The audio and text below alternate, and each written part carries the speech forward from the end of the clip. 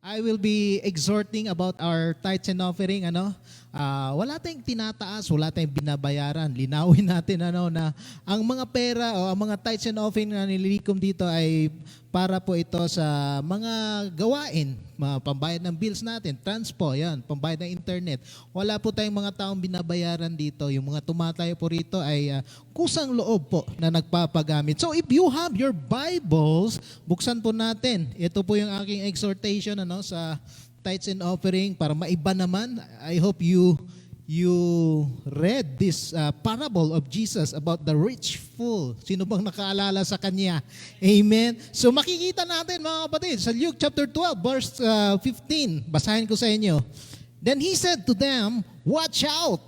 Si Jesus po ito ang nagsasabi, "Watch out and be on your guard against all kinds of greeds."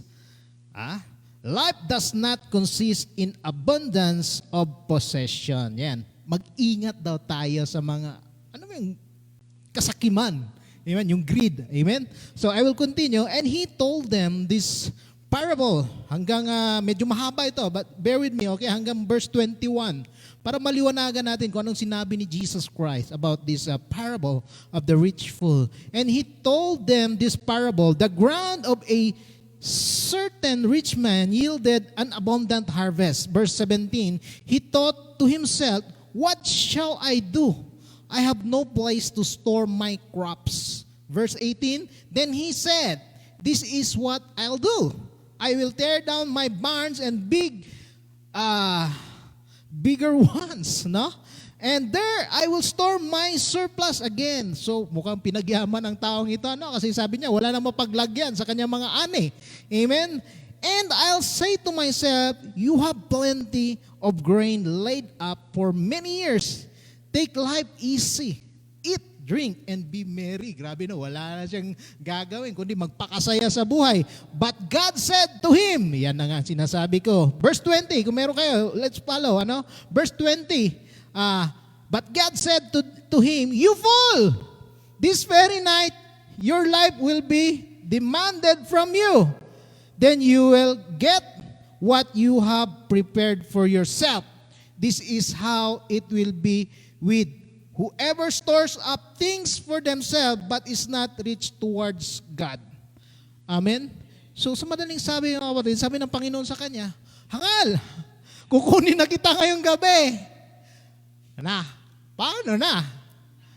So, ang question ka ngayon sa inyong mga, ngayong umaga nga kapatid, nag-iipon ba tayo ng kayamanan dito sa lupa para sa ating pansarili? Or kung nag-iipon ba tayo para sa makatulong sa gawain? Amen? Kasi dalawang magkaibang bagay yan Yung nag-iipon ka para sa sarili mo at yung nag-iipon ka para marami kang matulungan na gawain ng Panginoon. Amen? So ito yung sinasabi dito sa verse 20 na hangal. Ipon ka ng ipon ng kayamanan. You are greedy. Walang katapusan pag-iipon ng lupa, alahas, o ano pa ba, mga bagong ari-arian. Huwag na yung bagong asawa. Ibang usapan yun. Hallelujah. So ito yung sinasabi na kung nag-ipon ka daw, paano kung kukunin ka bukas ni Lord? Sino ang kukuha ng iyong kayamanan? Di ba? Kaya sinabi niya dito, "You rich fool." Amen? Kaya dapat, pag nag-ipon ka, balanse lang. Dapat mag-ipon ka rin para sa kaharian ng Panginoon Diyos. Amen? Are we following? Amen. So kung handa na po tayo, yun lamang po. Naway naintindihan natin ang mensahe. Let's give our tithes and offering to the Lord. Amen. Praise God. God bless.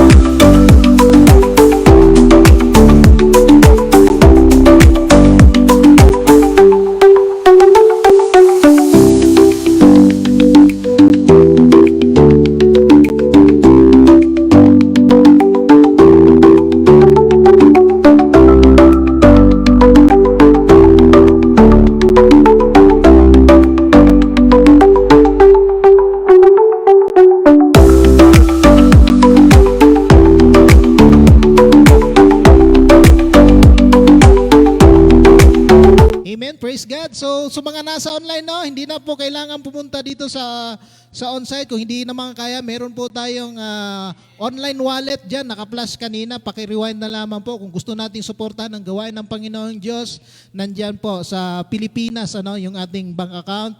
Paki-check na lang po at scan. Open nyo muna yung inyong online wallet, then scan. Kasi pag scan nyo kaagad, walang lalabas po. Dapat i-open po muna, then scan the QR code. Thank you, and let us pray.